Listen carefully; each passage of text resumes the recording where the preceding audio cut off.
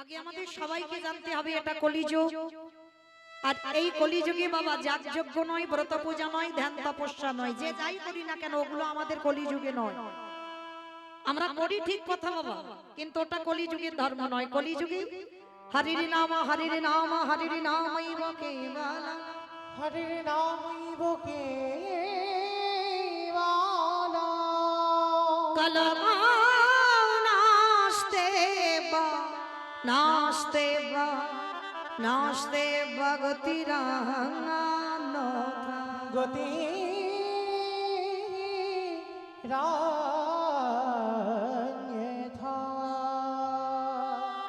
কলিযুগে হরিনাম ছাড়া কোনো গতি নাই, কোনো গতি নাই, কোনো গতি নাই। আপনারা প্রশ্ন করবেন মৌমিতা ও সব কীর্তনিয়া সকাল থেকে আসছে আর ওই কথাই বলে আর ঘরে যায়। বলে হরিনাম করো, হরিনাম শোনো, ভগবানের চরণ ধারণ করো, ভগবানের চরণে তুলসী দাও, একাদশী করো, এইগুলো করো, ও ছাড়া গতি নাই। সকাল থেকে কীর্তনিয়ারা আমরা আসছি আর ওটাই বলছি আর চলে যাচ্ছি। কি বাবা তাই না? সবাই বলে হরিনাম শোনো আর হরিনাম গাও, ও ছাড়া মুক্তি নাই। আচ্ছা বাবা, কীর্তনিয়ারা বলবি আর আপনারা আমরা শুনবো আর ঘরে চলে যাব হবে না, একটু অনুভব করতে হবে, একটু বিচার করতে হবে। আর অনুভব যদি করতে না পেরেছি, কীর্তন গাওয়া বা কীর্তন শোনা দুটোই বৃথা। তাহলে এই যে কীর্তনিয়ারা বা ভাগবত যারা পাঠ করে বারবার বলছে তোমরা হরিনাম করো, হরিনাম শোনো, ভাগবত শোনো, কেন বলছি? শেষের দিনে বাবা আমাদের একমাত্র তো পারাপারের সম্বল হলো হরিনাম। এই যে যাদের যাদের এত আপন করে রেখে দিয়েছো না, ছেলে আমারে, মেয়ে আমারে, জায়গায় আমারে, জমি আমারে, বৈভব আমারে, বিষয় আমারে, বান্ধব যতই আমারে আমারে করো না কেন, একেবারে যদি মাসি বেজে পড়ে থাকবে সরকারি খামা, এসেছো একা তুমি যাবে একা। কি গো, কেউ তোমার সঙ্গী হবে না যত তুমি আগলে বসে থাকো না কেন। যাদের জন্য তুমি দিনান্তে একবারও কৃষ্ণ বলে কাঁদতে পারছ না, যাদের জন্য তুমি কৃষ্ণ ভজন ভুলে যাচ্ছ, যাদের জন্য 24 ঘন্টার ভিতরে একবারও গোবিন্দ চরণে তুলসী দিয়ে কাঁদতে পারো না, কেউ তোমার সঙ্গী হবে না। শেষের সঙ্গী তোমার শুধু কর্মটুকু যাবে, আর কিছু নয়। এই যে জীবনে প্রথম থেকে এসেছো আর জীবনের শেষ পর্যন্ত কতবার সাধুগুরু বৈষ্ণবের চরণ আশ্রয় করেছো, কতবার তীর্থে গেছো, কতবার পিতামাতার চরণে দণ্ডবত প্রণাম করেছো, কতবার হরিবাসরে বসেছো, কতবার ভাগবত আসরে বসেছো, কতবার একাদশী করেছো। নিতাই গৌর হরি বল। এগুলো ছাড়া তোমার সঙ্গী আর কিছু হবে না। মানে কতটুকু তুমি ভালো কর্ম করেছো সেইটুকু তোমার সঙ্গে যাবে, আর একজন যাবে, সে কে? এই হরি নামে যাবে। আমাদের পচা দেখো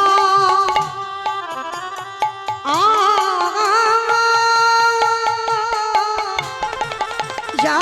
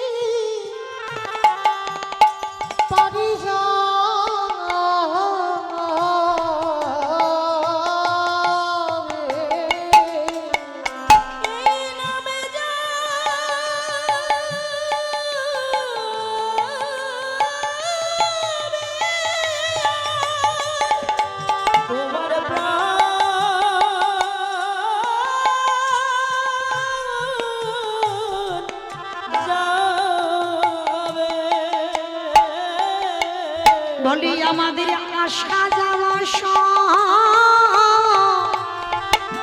গো সারি হলো তোমার নামে যাবে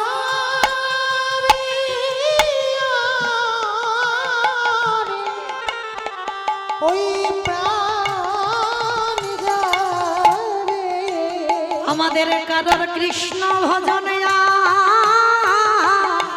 হলো না গো আমরা পিঠাই যেন কাটাইলাম। আমরা কৃষ্ণ ভজিব বলি এই ধরাই এলাম। কৃষ্ণ ভজন আমাদের হলো না। আমরা কৃষ্ণ ভজিব বলি এই ধরাই এলাম। আমাদের আশা সব হলো। আমাদের মানব জন্ম প্রতিদি হয়ে রইল। কৃষ্ণ ভজন হলো না। আমাদের কৃষ্ণ ভজন সাধনে আর হলো না গো। এই মানবী জন্ম নিতাই গৌর হরিব হলো না গো। কৃষ্ণ ভজন হলো না গো। সেদিনে নামে যাবে না এই পচা দেহ।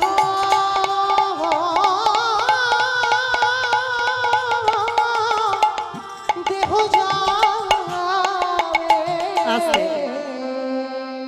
তো মায়েরা বলতে পারেন আমার এই যে দাদা ভাইরা প্রতি বৎসর কীর্তনটা করায়, আপনারা জানেন এই বাড়িতে প্রতি বৎসর কীর্তন হয়। কিসের জন্য করাবো বাবা? এত টাকাগুলো খরচা করে, মানে এত গাদা টাকা খরচা করে এত বড় অনুষ্ঠানটা বারবারই যেটা হতে পারে না। একটা ব্যক্তিগত কীর্তন এত বড় কীর্তনিয়াদের এনে কি করে করাচ্ছেন? কি দরকার আছে, কি প্রয়োজন আছে? এত ভক্ত সেবা দেব, তাতে লাভটা কি হবে? লাভ যদি না থাকতো বাবা, কলির মানুষ এই এত পাগলের মতো দুপুরবেলা ছুটে আসতো না। কি গো, এখন তো মোবাইলের যুগ বাবা, এখন মোবাইলে কীর্তন শোনা যায়। আর এরা এই যে চারদিকে ছড়িয়ে বসেছে না, এটা তো দুদিন পরে সব ছাড়বে, সব শোনা যাবে। তাহলে কিসের আশায় ছুটে এসেছেন? এই প্রশ্নটা মৌমিতা করছে না, এই প্রশ্নটা বাংলার নবাব হোসেন শাহ করেছিল। কাকে জানো?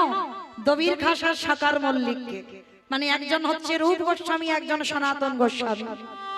মুসলমানের ঘরে কাজ করলো বলে নাম বদলে দিতে হয়েছিল। রূপ আর সনাতন হলে হবে না, একজন হলো দবির খাস, একজন হলো সাকার মল্লিক।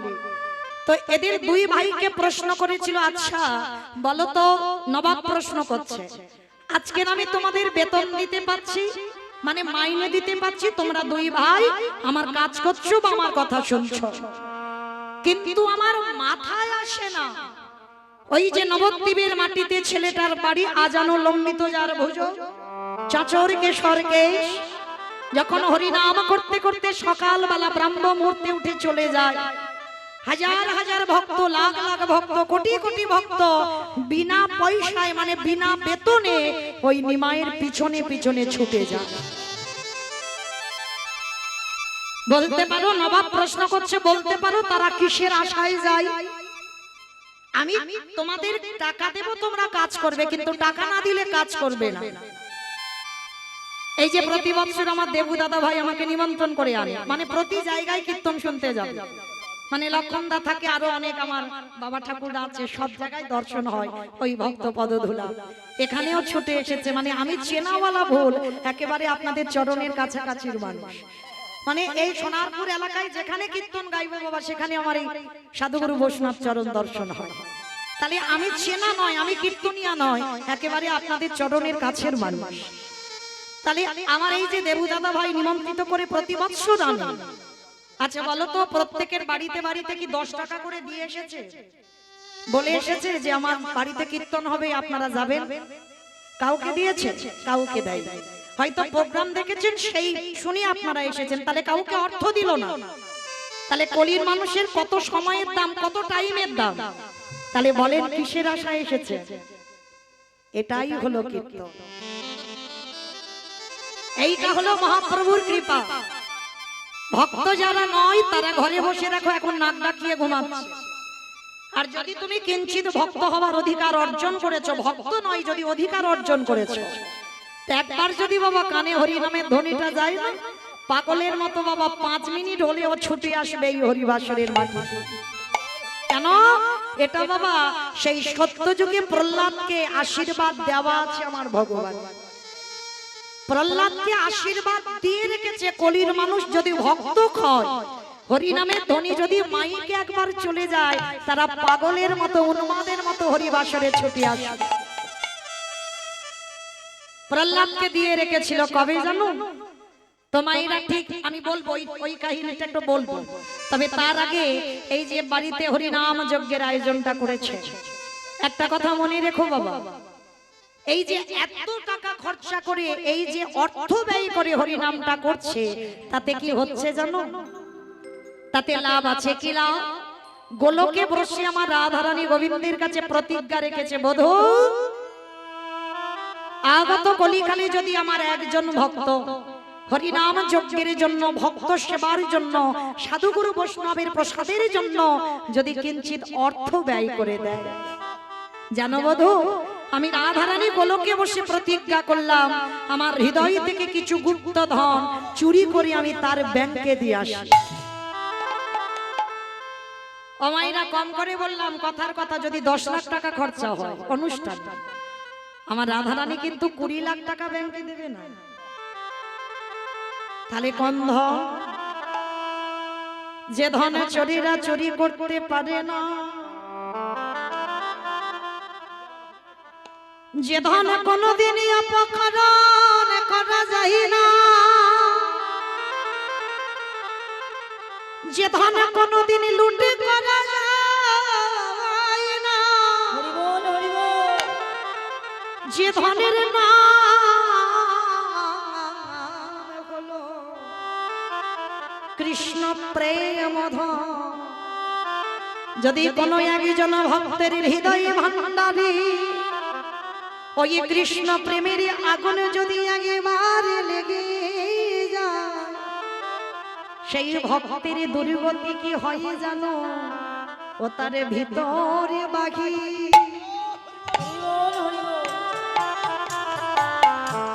ও বাহিরে আলো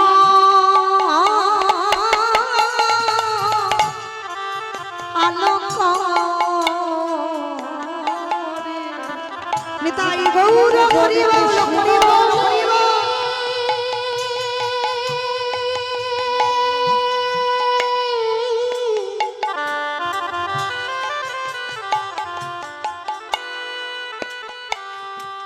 যে জন কৃষ্ণ বলে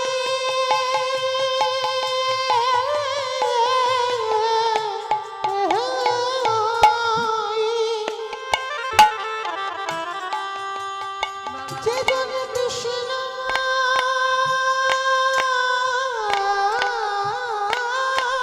বলে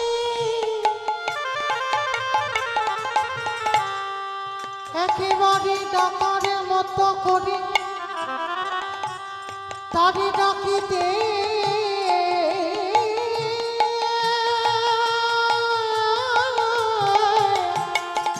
ডাকিতে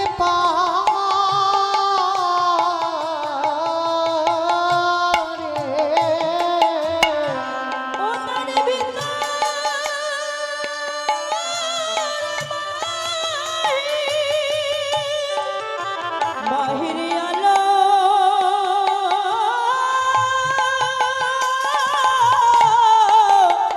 করে।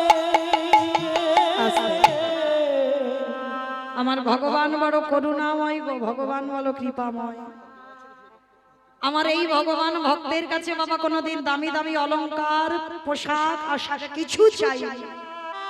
ভক্তের কাছে শুধু একটাই বস্তু চেয়েছে, তোরা নয়ন জলে ভক্তি ভরে আমায় দাও, আর কিছু তোদের কাছে আমি চাই না। হাসের শত্রু হলেও আমি সারা জীবন যদি একবার চোখের জলে দিয়ে আমায় ডাকতে পারি, আমি সারা জীবন তার দরজায় থাকি। কারণ ভগবান যার সঙ্গে থাকে বাবা কোনোদিন তাদের অপমৃত্যু হবে না। যার জন্য লক্ষ্য করে এই ছোট্ট প্রহ্লাদ মহারাজকে কত রকম করে মারার চেষ্টা করেছিল, তাই না? কত রকম করে মারতে চেয়েছিল বাবা। পাগলা হাতির পায়ের তলায় ফেলে দিল, জ্বলন্ত আগুনে ফেলে দিল, পাহাড় থেকে ফেলে দিল, বিষধর সাপের মুখে ফেলে দিল বাবা, তবু ছেলে মরে না। শেষে একটাই প্রশ্ন, একটাই রাস্তা বেঁচেছিল বাবা, হিরণ্যকশিপু। প্রহ্লাদকে মারবার জন্য কয়াধুকে প্রশ্ন করেছিল, কয়াধু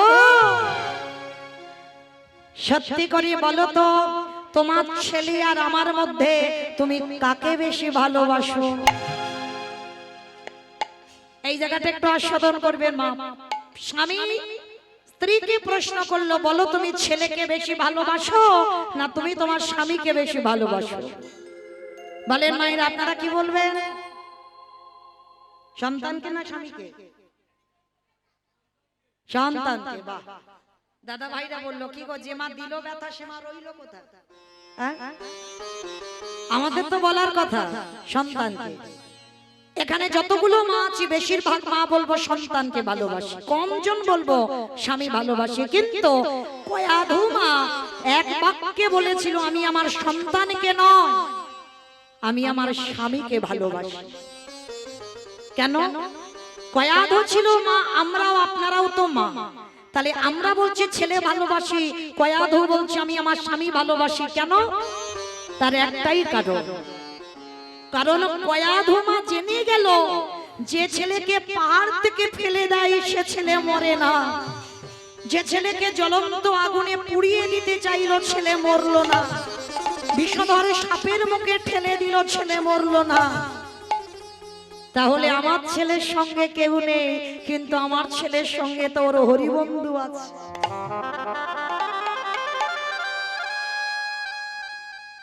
কিন্তু আমার স্বামী যে বড় অসহায়,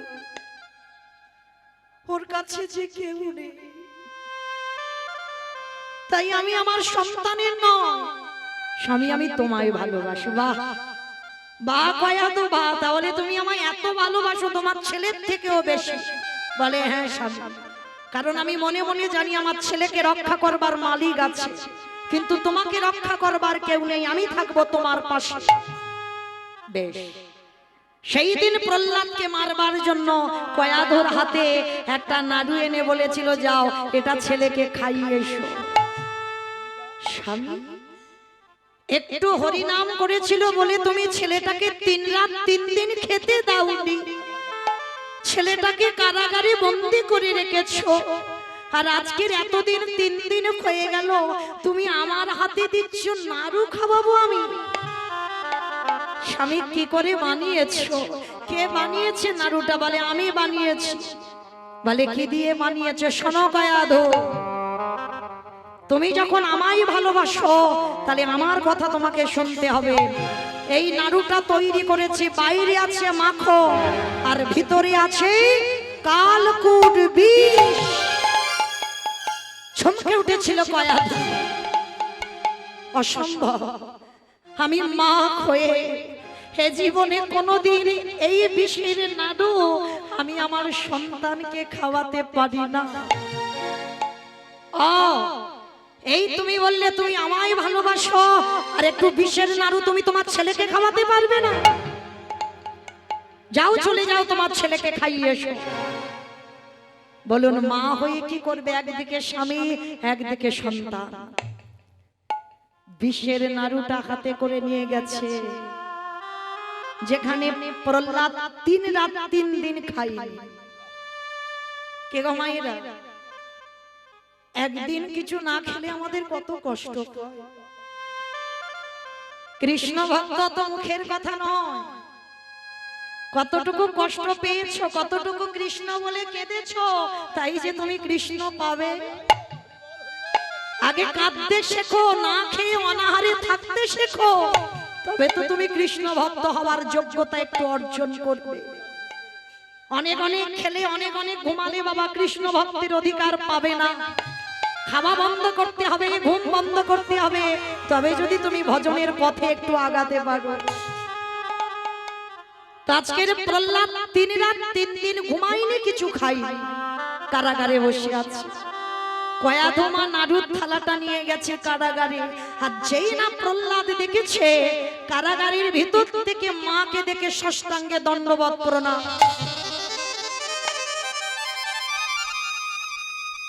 শিক্ষাটা দেখেন, একটা অসুরের সন্তান হয়েও শিক্ষা দেখেন।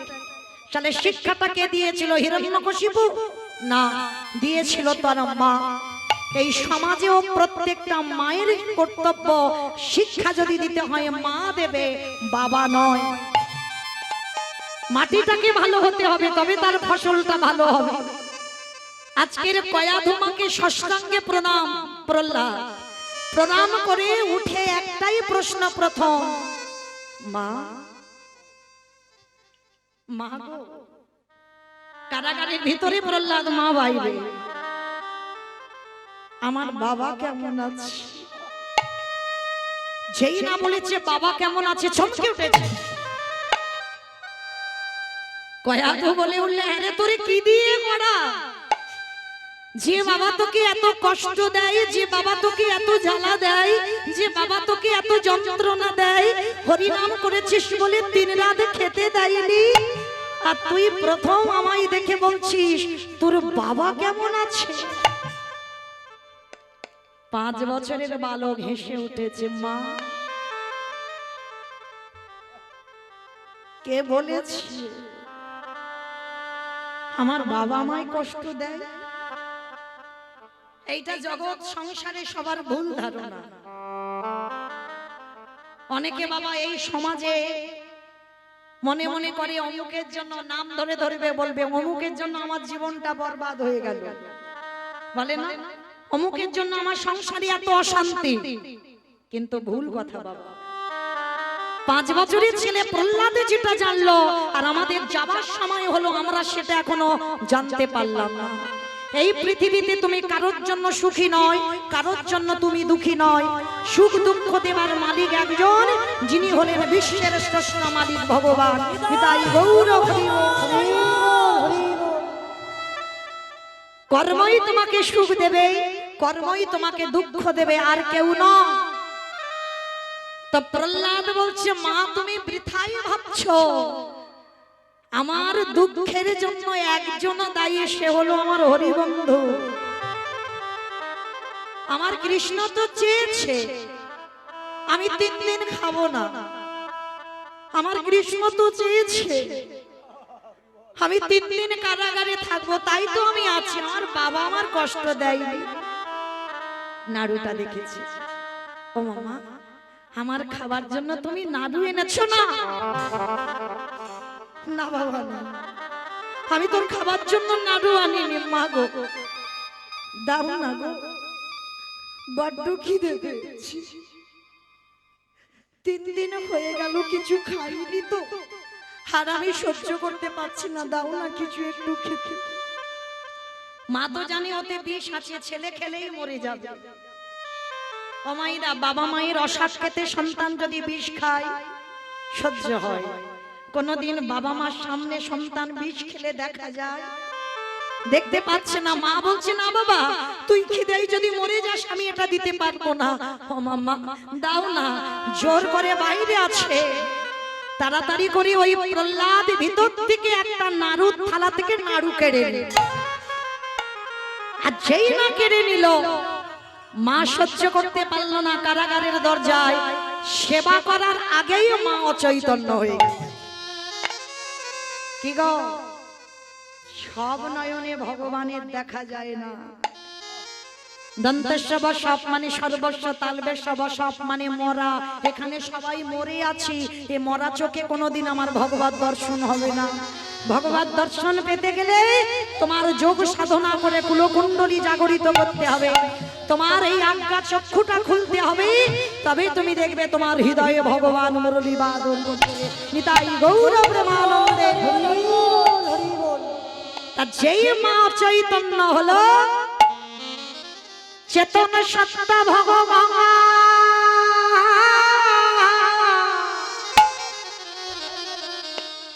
আরে কি মন্দিরে পাথর হয়ে থাকিতে পারে?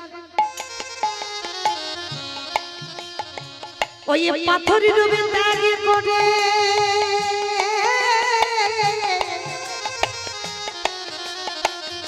আজ বন্ধু রূপে ধারণ করে। সবে মাত্র প্রহ্লাদ বদনে দেবে নাড়ু, আরে পিছনে এসে আমার ভক্ত বাৎসল্য ভগবান প্রহ্লাদের হাতটাকে চেপে ধরেছে। যেই না হাতটাকে চেপে ধরেছে, প্রহ্লাদ পিছনে তাকিয়েছে, কে গো তুমি? সে কি রে, আমায় ভুলে গেলি? একসঙ্গে তুই তো সব সময় আমাকে দিয়ে খাস, আজকের একা একা খাচ্ছিস রে বড়। ওই যে একটা মন্ত্র, ভোজনে চ জনার্দন, যারা প্রসাদ ভোজি আমরা ভগবানকে দিয়ে পাই, ঠিক আছে। আর যারা প্রসাদ ভোজি নাও, একটা কথা বলো, ভোজনে চ জনার্দন। আর এটা বলা মানে আমার খাওয়ার আগে আমার গোবিন্দের খাওয়া হয়ে গেল। তা আজকের প্রহ্লাদকে বলছে, কি রে তুই তো আমাকে দিয়ে খাস, আর আজকের একা একা খাচ্ছিস যে বড়, দে আমায়। যেই না বলেছে দে আমার, ভক্ত বাৎসল্য ভগবান আমার হাত পেতে বসে আছে। দেখবেন বাবা, সমস্ত দেব দেবীরা একটা করে হাত ভক্তকে দিতে শিখেছে। আর যারা আমার কৃষ্ণ ভজন করে, যারা গোপাল ভজন করে, দেখেছে শুধু নিতে শিখেছে। যে করে আমার তারে করি সরে বনাস, তবু যদি না ছাড়ি আমার পা, তারে পার হই আমি তারে দাসানো দা। আমি যে ভক্ত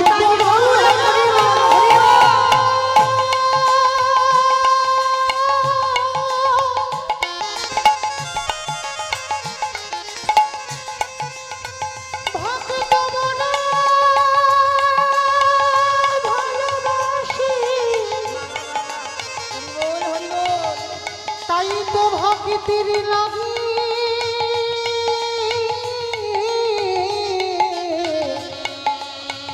যুগে যুগে ভক্তের কাছে আসি।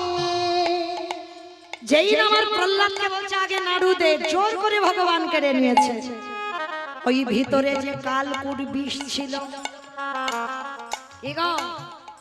ভগবান কতটা দীনতার প্রতিমূর্তি, দেখেন ভক্তকে কত ভালোবাসে, কিন্তু তার জন্য আপনার আমরা কি ব্যবস্থা করি? ভক্তের জন্য ভগবান বিষও খেতে 10 পা পিছয়নি। ওই ভিতরে যে ওই বিষ ছিল, ভগবানের নাড়ুটা নিয়ে বিষটা খেয়ে নিল। আরে বাইরে যে মাখন ছিল, ভগবান করুণার হাত দিয়ে প্রহ্লাদের বদনে দিল। ওরে প্রদাই